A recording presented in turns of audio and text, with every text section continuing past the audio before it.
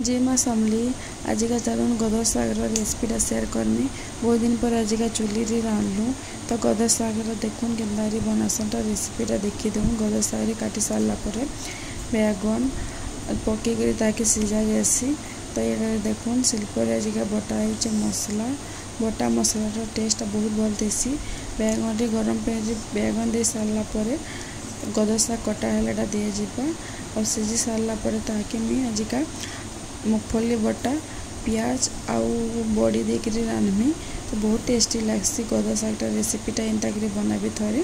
तो देखुन यहाँ चुली रे बनौचे आजिका गदर साग का के भल लगसी आ साग का खाइबार भल लगसी कमेंट रे जनाबे। तो देखुन यहाँ गदर साग पूरा रेडी हो गला। मूंगफली बटा दे सारा पर बड़ी और सिझाला साग के दे सारा पर फुटी सारा पर आम गदर साग रेडी हो गला।